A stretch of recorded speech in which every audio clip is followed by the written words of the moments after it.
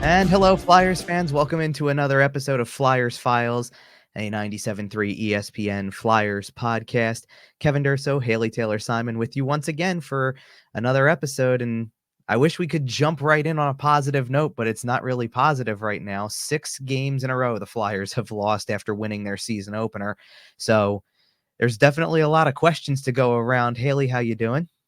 I'm doing good. Yeah, I mean, this was expected, honestly, heading into the season for this team not to be as competitive as last season.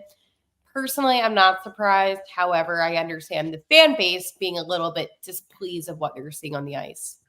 Yeah, I don't think I'm surprised by I'm not surprised by the results necessarily either. I mean, I think I'm surprised by the losing streak per se though. Losses are going to happen, and I think they've played teams that are better than they are. So you lose to Edmonton, you lose to Vancouver, you lose one of the if you lose one of the two to Washington, I think it's understandable. It's the fact that since winning the first game, it's 6 in a row, and I think it's the style in which they're losing that's become more frustrating. John Tortorella talked today a little bit about how they're better than this. No, yes, you're going to lose. You're going to get pushed around a little bit. You're going to take your punches, but they're better than this. And I agree with that because it just doesn't feel like it doesn't feel like the same effort level that we've seen over the last year. They're like, there've been a couple of games where it's just been really sleepy and really kind of boring. And that's not them. That's not the style that they displayed last season. So I think that comes into play a little bit where it's like, that's probably the main source of the problem, honestly. I think that they probably have at least one more win and at least maybe 3 more points in the standings if they played to the level that they're potentially capable of, even in just a couple of those games. I like the last game against Washington, a perfect example. Their third period was great, and they nearly erased a 4-0 deficit. But you fall behind 4-0, you're probably losing that game. Absolutely. But I also want to point out, too, that the Philadelphia Flyers are not getting, I mean, I know they've been getting beat and the scores look worse than it actually is, but there's been good things that you see on the ice. And I think that the Edmonton Oilers game is a prime example of that. They played a good game, and despite the loss in overtime, they still stuck to it till the end. I think right now, with the slate of games that the Flyers had to play, these are tough teams. The Capitals made tons of moves this offseason. And honestly, Kevin, they're a playoff team. And I think because of how Washington was last season, people look at this and say, oh, no, this is awful.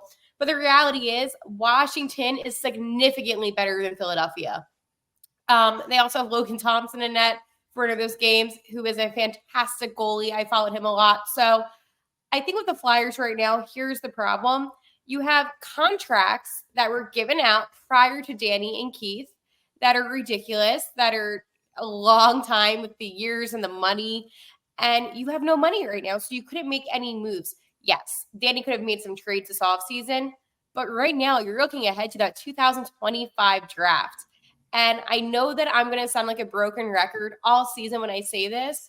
The priority for Philadelphia is to get a high draft pick in next year's draft. And realistically, they could potentially do that with helping the younger players improve on the ice. So you're seeing that of Matvei Michkov. And again, I know we're going to get into Jett, but you've been seeing, I know Morgan Frost has had a couple games where it's a little bit iffy, but you have seen improvements with him and his aggressiveness on the ice. Again, the goalie situation, we know what it is. It's not good. It's not ideal. However, if the Philadelphia Flyers wanted to be a playoff contending team, they would have fixed their goalie situation this offseason. But again, you need money to bring in at least a good, keyword, good goalie. Yeah, and I think, and that's going to be a touchy subject then, because Ivan Fedotov hasn't looked good, and they did give him a contract, and I understand that, yeah, of course, that was probably predetermined based on that's the way you get him to come over at the end of last season anyway, by kind of having this handshake agreement that you're going to bring him back on this new contract. He was also the best in the KHL. I think sure that he played fantastic over there. He did, and as much as he's got a track record over there, there's also an element where like I look at this situation, and there's rumors going around that there's possibility Alexei Kolosov could come up and debut as soon as Sunday, and that there's two interesting dynamics to that, because one, I think you wouldn't be considering this if this wasn't a 28-year-old rookie you're talking about in Fedotov, that at his age you're really past that point of him finding out whether or not he's an NHLer. He should just be one. That's what you really signed him to be. And Kolosov's situation has almost kind of pushed the Flyers into maybe finding out about him, because what if you don't give him the opportunity now while it looks like the door is open, and he decides I want to be loaned back to the KHL anyway? Well, then who's your backup? If you don't like what Fedotov's giving you and Kolosov's wants out for at least another season to go play in the KHL one more time, then what are you going to do for the rest of the year? We're back to talking about either Cal Peterson, or I guess you could turn to Etu Makaniemi, who they signed in the offseason on a player tryout, but that's not going to solve your problem in net. So that's where this whole thing is really a crazy solution. I think that the hope there, though, is that there is enough noise being made from their two 19-year-old goalie prospects that at least you feel like you have a roadmap in place for where that position goes. I think there's a lot greater concern, and this is where kind of it shifts to the draft in particular, is you're going to have all these picks in 2025 when the draft rolls around, and you're still struggling to figure out exactly where your center position goes. Maybe you're struggling to figure out where your defensive positions go and who plays where and who sticks for longer and all that type of stuff. You've got a potential superstar on your hands in Matvei Michkov. He's showing you in games that don't look good across the board, he's able to still be a point per game player at 19 years old so far. That's great. Like you're in the middle of a losing streak and he's still putting up points on a regular basis. That's absolutely huge for him to show that his ability is, I can even look like that in the worst situations. Wait until the situation's better and what possibly could be.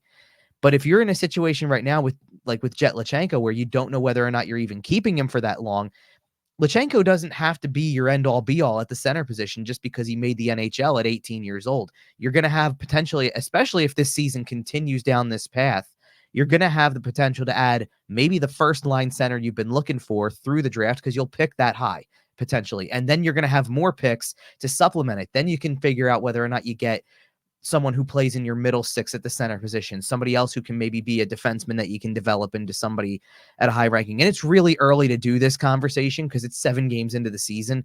Like, just because this is how the first 7 have gone does not mean they're going to pick first overall or something. It's too early to talk like that. But it's not too early to look at the possibility of a season slipping away when you've lost 6 of 7 and have shown not a lot of signs of snapping out of it early enough to really turn it around to be closer to the team you were last season. Yeah, and I wouldn't be saying this either. If the Flyers won a couple games and it was different, I would still be saying the same thing, that this draft is really important. I speak to Russ Cohen, who is this draft expert, right? And he's so knowledgeable, and he's been giving names out for years now in this 2025 draft class. And I know we can get into that at another time. The point is that the Flyers are still in a rebuild. Last year, and I hate to say it, it was a fluke, okay? It was a fluke of a season, but when you don't have a lot of solid centers, when you don't have a solid goalie situation, when your defense is still struggling, the power play unit is still atrocious, there's a little bit more that they need to do in order for them to be a playoff contending team. I believe that there are players on the Flyers that are good players and that deserve to be in the playoffs 100%. I also feel like there's players on the Flyers that are still in the lineup for who knows what reason, like Igor Zamula. Again, I know Tortorella took accountability for, him getting off the ice, which resulted in Washington scoring the last game. However, he still doesn't look good on the ice, and they still keep him in. So, yeah, I'm conflicted, Kevin, because you have players that are showing me really good things. You have players that are not showing me good things. I don't think Rasmus Ristolainen looks that great either. I think that he looks slow on the ice. I mean, if I went through the whole entire list of all of the notes that I take, there is a lot more negative than positive. I think Couturier looks beat on the ice all the time. Even Scott Laughton. Like, there's just so many issues.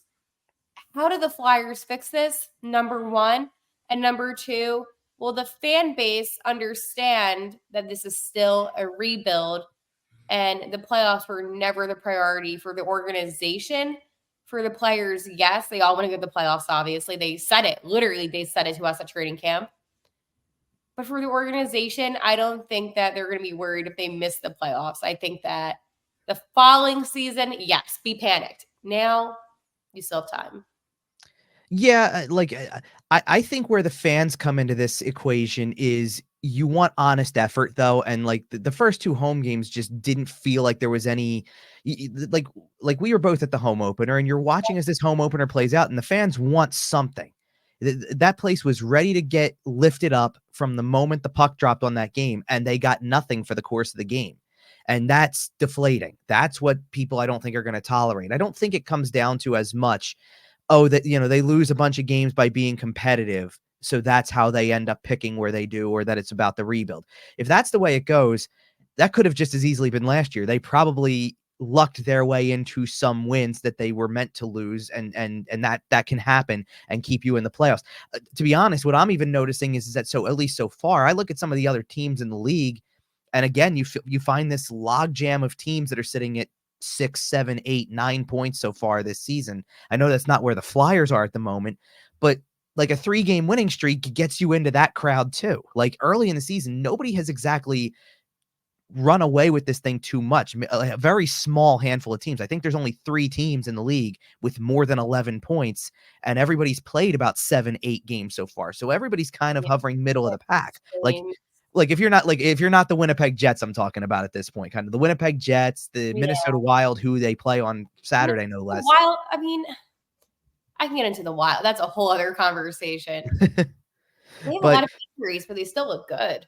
sure, absolutely. And I'm not like that's why I'm not trying to downplay the teams that are at the top that have clearly gotten off to really good starts. Washington falls into that category for that matter. I mean, they're 5-1. Devils, Yeah, the Devils have played a lot though. they That's played, where yeah, they played more, but they still look that's they look better. It was interesting because I saw something about how their goaltending is still leaving something to be desired, and they did improve that position on paper. But basically that was Sheldon Keefe said that earlier today, I believe, about how like yeah, it can be better. They know it can be better, but like they look improved, and I expected them to be an improved team. They were one of the teams that finished behind the Flyers last year that immediately I had jumping back ahead of them because the Flyers weren't going to be able to do anything, and the Devils were absolutely.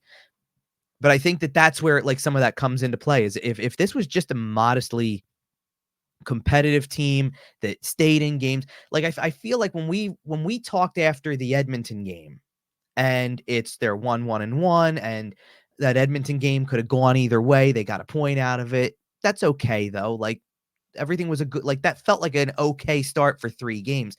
It's really been the last 4 where you can find a period of all of these games where they've trailed by not a small number. It's not like they trail by a goal throughout the game and they're in it. It's falling behind 4-0 to Washington, 2-0 on 2 shorthanded goals in the first period, losing 3-0 to Vancouver, giving up 4 goals in the second period against Seattle. So you're behind 5-2 with a period to go. The last thing people want to do after having a season where they were competitive and stayed in a playoff race for the entire year is to have a reason to turn them off before the game is even halfway over. That's really what I think that comes down to. I don't think anybody's denying that they've got a lot of work to do or they shouldn't be, but I think that you've come to expect that this is a team that's supposed to put the work forward because they don't have the talent. That's what they did last year. And it really it's not like it's just been lacking for a game or two and they've had just 1 or 2 out of the first 7 that are forgettable. They've had like I said, I think to me 4 in a row where it's gotten to a point where it's been out of hand. And that's the bigger issue to me. I spoke to Bobby Brink earlier this week after practice, and I asked him about how the dynamic in the locker room was. I said, Mhm. Bobby, the team hasn't been winning. You look a little defeated out on the ice as a team. How was the locker room? Are you still a tight knit locker room? And he said, that's the Flyers' biggest strength right now is how close they all are and how determined they all are to win. And he kind of explained to me that, they're going to find their win soon. They still feel like right now it's too early to be that negative. Here's the thing, though, and this is what I find interesting. I listen to Tortorella speak, right? And he's always saying, oh, well, there's good minutes in this, game. And he always finds the good. That doesn't seem very Tortorella like to me. And I think maybe, covering this team for the past couple seasons or whatever, I feel like John, and maybe this is just my opinion, has shifted his outlook on this team and is more worried about developing the younger guys rather than being in panic mode about these losses. Because, I mean, the John Tortorella, I feel like a couple seasons ago, if they got 2 shorthanded goals against them, he would be like, this was an awful game. But he hasn't done that, Kevin. He's been more positive. I think there's an element of that that's calculated because it's still 7 games into the season that you kinda can't flip your lid over it that early to a degree. But I see what I see a lot of is that I see a lot of things that go not against that completely, but where I see that I call it the cards that he tends to play. And like I see that with like some of the lineup things going on, and that you're trying to get guys going, so you're gonna change this up, change that up. And he's got a point when he talks about how, like, yeah, if something's not working and you keep rolling with it and you don't make a change, everybody would criticize that too. It's a lose-lose situation. But you're bringing, you have guys in the lineup, guys out of the lineup. Really, really like the poster child of this whole thing, no pun intended, kind of in a way, is Jett Luchanko. Because if you're sitting him out for 3 games in a row, which is very possible, it seems like he might not play Saturday either after not playing Tuesday or Wednesday. So you look around and you go, then so why is he here? What is he here for? To sit and watch a bunch of games in a row? He's played 4 games so far out of the 7. And the first one felt calculated. We're going to sit him out of the back end of a back-to-back, which is why I think nobody thought anything of him sitting out Tuesday, knowing it was another back-to-back. Okay, you're going to do the same exact thing. He gets a day off. He goes and plays the next day. And now they just haven't played him at all. And at this point, as much as I understand what John Tortorella is saying about like, really, you don't want to put an 18-year-old in to solve this problem, to have to try to fix this. It should be on some of the veteran guys who have been around and have gone through like a losing streak or gone through struggles to have to try to fix it. As much as I can agree with that part of it, you're not doing him any service at all by keeping him up on an NHL roster for practice purposes, which is basically just to say you're extending his training camp when the junior season is going. He could be playing junior games right now and getting into game action and applying what he's been able to take from 4 NHL games. And at this point, well over a month's worth of practices with an NHL team, and apply it to the junior level. I've said before about him, I don't think, like, there was a lot of questions about if they bring him up and they only do the 9 games, could it ruin him? I don't think that was going to happen. Do I think it's possible that when he goes back, it's a little bit of an adjustment process the other way, because you kind of have to bring yourself down from the highs of playing in an NHL game to being back in juniors? Yeah, I think that's distinctly possible. But I don't think it's going to ruin him from playing a handful of NHL games and then playing in juniors for the rest of the season. But what can hurt him is just letting him sit around and watch a bunch of games. That doesn't help anybody in this situation. And that's really what I don't understand. I can understand all the stuff that's happened so far. You're trying to find combinations at work. You're trying to get this thing back on the rails in some capacity. And you're trying to find something like the perfect example too is like they couldn't score for anything for the last couple of games. Nothing against Vancouver, 1 goal against Washington in the home game they had against them. And then as soon as they gave up another goal after scoring, all the air was out of the balloon. They were deflated for the rest of the game. It was essentially over. It felt like even down 4-0, they got a couple of goals in pretty short order, and it was like everybody kind of was able to relax for a second and actually start playing the level of game that we saw from them last year. And I wonder if the same thing applies to winning a game. Okay, like in Washington, you're down 4-0. It looks like you're on your way to just another terrible loss with no real life to the game at all. But you score a couple goals, you bring some life back, you get another one in the third period, you're pushing throughout the course of the rest of the period, look like you're going to tie it up a couple different times. So obviously scoring a couple of goals, and I think of the one that Owen Tippett scored. It's not designed to be a play where he's necessarily going to score. That's a pretty fluky goal to get your first one, but you need to get your first one somewhere. And it felt like everybody was able to go off of that and be like, well, let's keep trying things because it might work out in our favor and we might be able to get another goal out of this. I wonder if the same thing would happen if they could just get a win one of these games, and then maybe it'll come back a little bit where it's like think about it. They're 1-5-1 on the season, even with this 6-game losing streak. If they were to go and sweep the weekend against Minnesota and Montreal by just playing the same level of game that they played in the second half of the game against Washington on Wednesday, Do the same thing this weekend. Maybe you end up winning the first one. You turn that into beating a team like Montreal, who is much more on your level to start the season. And all of a sudden you're back to 3-5-1 and everything looks a little bit better than it did 2 days earlier. That's all I'm saying. Like, that's how quickly early in the season it can shift. But if they don't win against, and like Minnesota's off to a really good start, obviously, but Montreal's not. Like, if you lose that game and then have Boston twice in the coming week, St. Louis, They're not beating Florida, Tampa, Carolina, these are the teams that are on the schedule going forward. I don't know where it ends at that point if you don't beat Montreal, who's on your level, and build some confidence. After they beat, like, if they beat Montreal and can end it right there, Boston's scuffling a little bit out of the gate. Maybe you beat them one of these two games because they're scuffling a little bit. Maybe, St. Louis is off to kind of one of those. They just beat the Leafs 5-1 last night. Right. So they have good games and they have one, like, and they've lost a couple. Like, they lost to the Wild. I mean, but the losses that the Blues have had, the only bad one was against the Wild. They almost beat the VGK, but that was after coming off of playing 3 games and only 4 nights. Mm-hmm. So again, the Blues are a significantly better team than Philadelphia. Well, sure, but I think what I'm going off of is that, like, what the Flyers did last year was they kind of showed you can beat anybody with the effort level that they've been able to give sometimes, and they haven't matched that effort level really, maybe with the exception of the opener. They really haven't shown it. I mean, like, I guess kind of like I keep going back to that second half of the game on Wednesday felt like that effort level. They looked like a better team than the Capitals for that last 30 minutes once they got on the board and once they pushed. You give up 2 empty net goals, that's how the game goes it goes the way that it does at the end. So, like, I can see them beating a team like the Blues potentially, or like the Bruins this upcoming week, if you put it all together that way. But that's the only way you're going to win games. And I just wonder if you can get there by winning one against maybe a team it feels like you're supposed to beat, like Montreal or something like that, that's at least on your level a little more. Because other than that, I can't find another game where you find a team that's really on their level until they play San Jose after this Florida road trip that they have coming up in a few weeks. I want to head back to the Jett Luchanko conversation just because I Mhm. did speak to Jett one-on-one this week.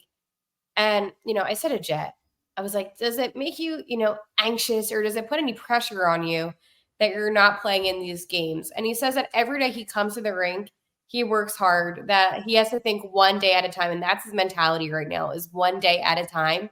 He also shared he wants to stay here in the NHL. I think for Jett, though, and looking at this unbiased, I think it's awesome what he's accomplished. I think, however, going back to the Gulf Storm, his juniors team, is the best possible scenario for him. He's going to get minutes on ice. He's going to be able to work on things that he does need to work on. I know a lot of people fixate, oh, well, he won faceoffs against McDavid. While that is awesome and cool, there is still things that Jett needs to work on. He needs to work on how to utilize the speed on ice. We all know he has the speed, how to utilize it, how to position himself. Even defensively, he needs to improve on that. I think that while Jett sits out, he's still a part of the team. I think it's a mistake, Kevin. Mhm. And the best thing that they could do for Jett is send him back and let him get that practice. But going forward with the other conversation that we were having about the teams that the Flyers could and can beat, of course the Flyers can beat any given team on any given day, right? With how the NHL schedule is, you have teams that are traveling constantly. Teams get fatigued. It's a very, real thing. The Minnesota Wild actually is a great example of that. A couple games into their season, their head coach was saying that this team gets fatigued easily in the third period of play. And if you watch the Wild games, you can kind of see that they get a little bit tired. They also have a 3 goalie rotation, which is a beneficial thing for them because they, again, have that extra goalie that they're able to really utilize. Now, with Philadelphia, right, they've had a couple of days off. Their travel was to Washington, not that far. They've rested. They know what they need to do. I really hope for their sake, for the team's sake, to get back on the great track, they're able to find a win this weekend. I think, honestly, tomorrow they could get that win.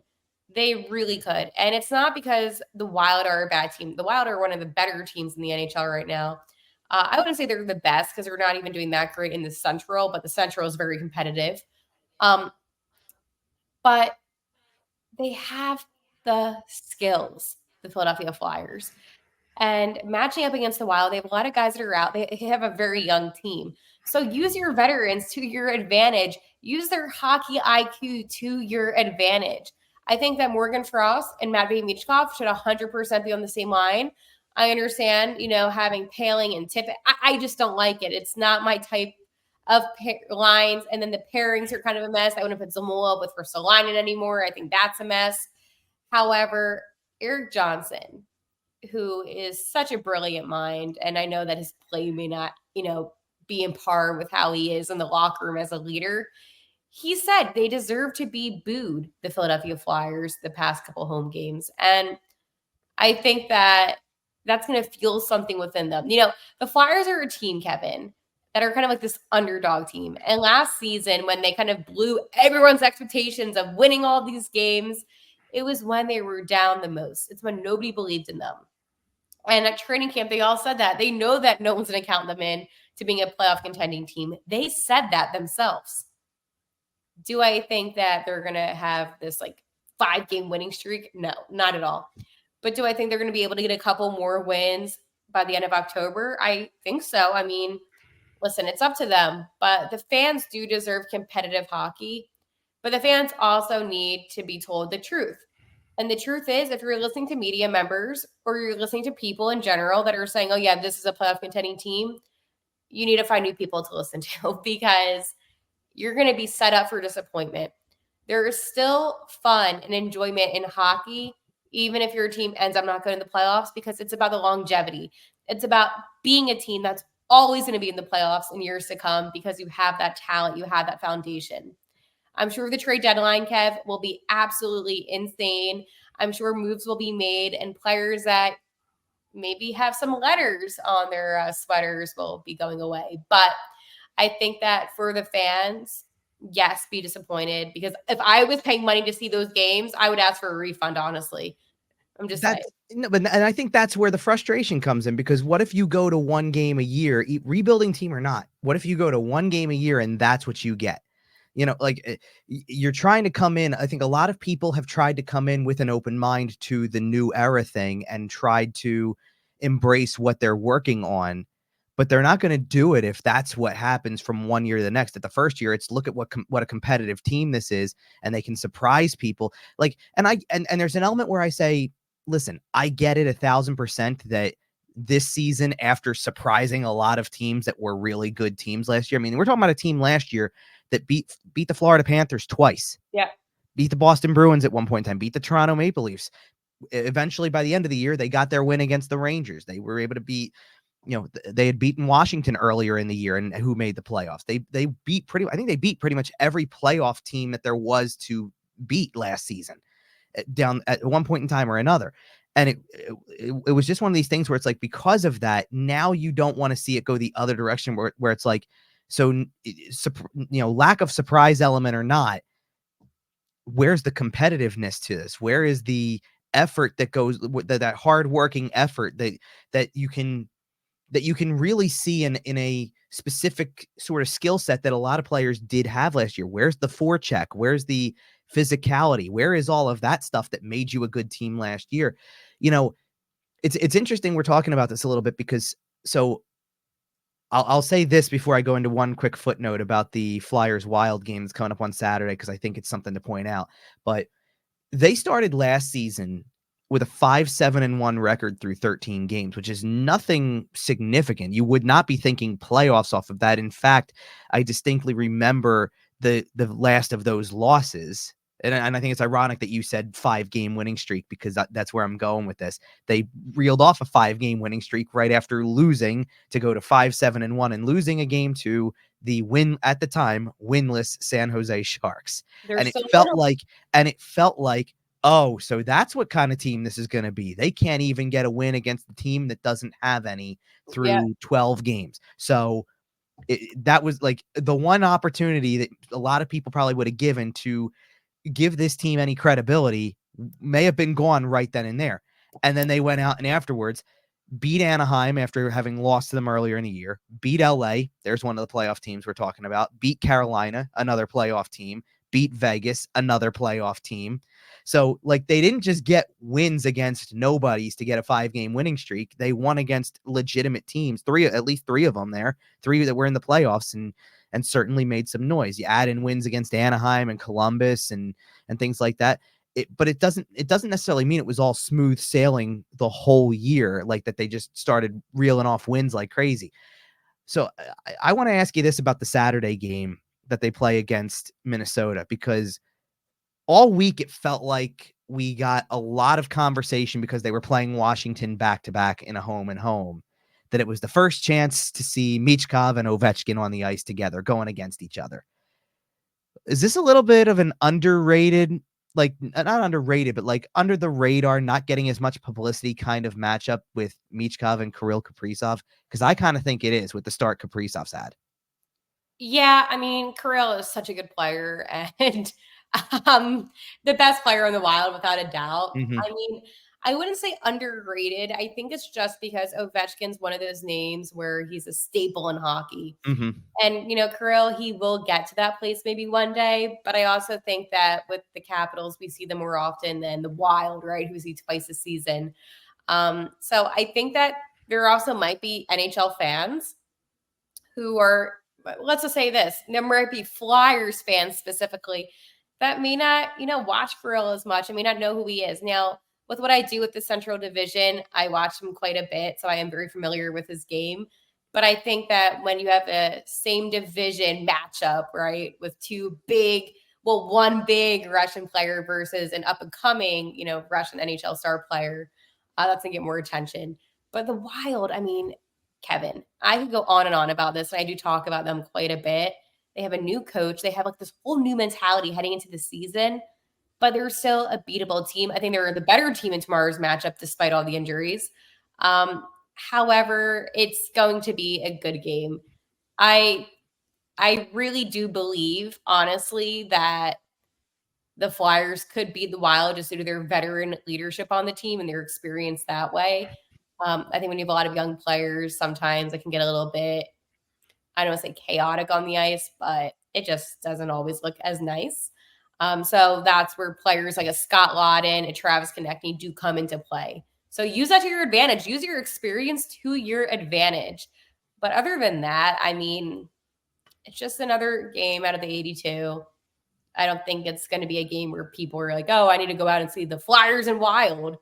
But you should. It's not that kind of matchup. I get that. I was kind of more looking at the individuals because but that's the thing though, Kev, is that I just think that with Michkov this season, I'm sure when they play the Penguins, it's gonna be like, oh, Michkov going against Crosby. Like it's every time. But I think the good news with that is that it finally puts, like, for all the years that they didn't have a player that you could put in those sentences, it gives them a player. Like now it's we get like exactly that. Oh, it's Michkov against Ovechkin, Michkov against Crosby, Michkov against Nathan McKinnon when Colorado comes to town. You name it. The players that you want to, and let's face it too, he's leading the team in points so far. He's the best player so far this season. Sure. And as such though, like what I'm getting at is that whenever it rolls around, like he would be like one of the, like he's right now, at least he would be the guy who's in the position to be the all-star representative in that situation. Right. But hashtag face the nations. Right. No, and I get that. But what I'm saying is that sometimes teams that have to, like when you have sports that have to have a representative from every team at an all-star game, you're sometimes grasping for a player from teams that doesn't necessarily fit the same, just like the same aura that these other players have. This like that vibe. Michkov feels that way a little bit because he's 19 and he's already putting up a nice number of points, like being point per game. That means that it almost means like down the road there's something higher than that. He's got 7 points in 7 games on a team that's won 1 game this season. Like 100%. That's where the excitement level comes in. And I think the reason I brought Kaprizov into this is because like I was just scrolling throughout the last couple of days, and like I didn't even realize how many points he was up to, because it's kind of a team that flies under the radar a lot. So like good. Minnesota is not like, as it's not the number one team that comes to mind for a lot of people right off the bat. And so to see how many points he has already on the season, Kaprizov's nearly at 2 per game to compare to Michkov's point per game pace. Kaprizov's up to 13 points, and which isn't even the most points in the league at this point, but it's at a position, and I guess also given the start that Minnesota's won 5 of 7 to start the season, which has them higher up in the standings than others. Like I saw, and it's way too early to talk about stuff like this. Just like I wouldn't talk Calder with Michkov either at this point, but I saw somebody like bring up like Kaprizov needs to be a name that we keep in mind for, for the Hart down the road or something like that. And it's like, maybe, but it's early and this is a great start for him. And I think that adds an excitement element. Like, yeah, when he's going, it's great to watch him, but I don't know that we need to get into conversations like that 10, 8, 9, 10 games into the season for a lot of these teams, like they are. So, but like you said, we got 2 more coming up this weekend. Is there anything else you're looking forward to out of the weekend? Well, I'll say one more thing on this one. Mm-hmm. You talk about Flyers fans and going to games and how to find excitement in it. Go to games where you want to see an opposing team that you kind of enjoy watching. And I don't mean that sarcastically. I mean that in the best possible way. I think going to games where, you don't have an interest in, I guess, and I'm not saying cheer for the other team in any way, but again, like when I'm trying to think, if the Oilers come to town, right? And you want to see Connor McDavid play, go to games like that where you can find at least enjoyment out of seeing a cool player that you want to see. I think that, at least for me with baseball, I do that quite a bit with the Phillies. When they weren't good, I would go to games where I would be able to see, other MLB players. And I was like, oh, this is so cool to see him in person. So it's like the Shohei Ohtani tour. Like when Ohtani would come to town, when it wasn't like it was, I think before he was with the Dodgers anyway, it was once every other year because they wouldn't play the opposite league every year for home games. So it would be like, oh, this doesn't happen very often. I like even a good example since the World Series is starting is I feel like people would do that with Aaron Judge. Now I have a little bit of a different opinion on Aaron Judge because Aaron Judge came up and was playing in minor leagues in Trenton. So I used to actually years ago I used to work right across the street from where the Trenton Thunder played. Oh, so really? I was able to, so I would leave and I would walk over, and I was very high on him from a very early part of his career when he was in the system, that I knew they had a star on their hands. So that's a little fun little baseball nugget at the end of this. I didn't expect to go to baseball on Flyers Files, but we'll go there.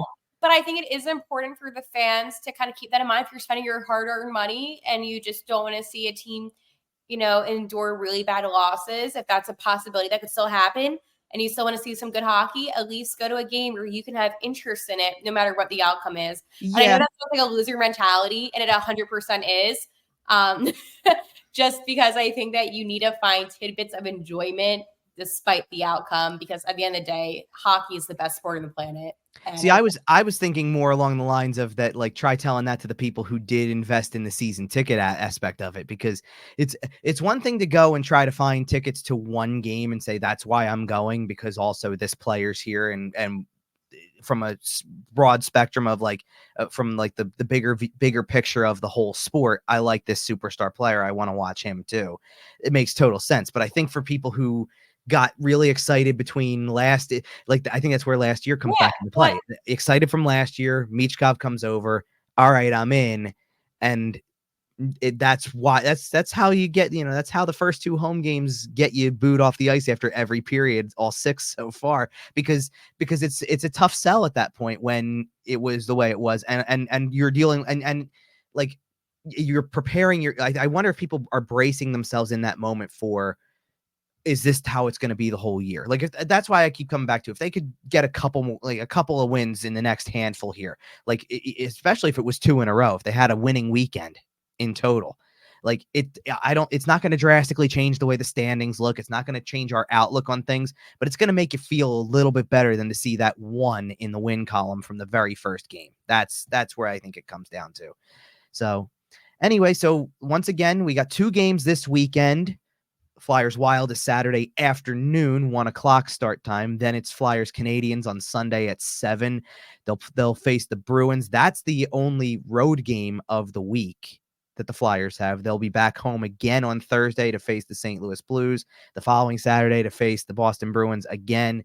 And somewhere in the middle of that, we'll be back with another episode for you to talk more about and hopefully talk about how they snap out of this losing streak, because if they haven't, then we'll have even more questions to ask than we did this week. So once again, for Haley Taylor Simon, I'm Kevin Durso. This has been Flyers Files on 97.3 ESPN.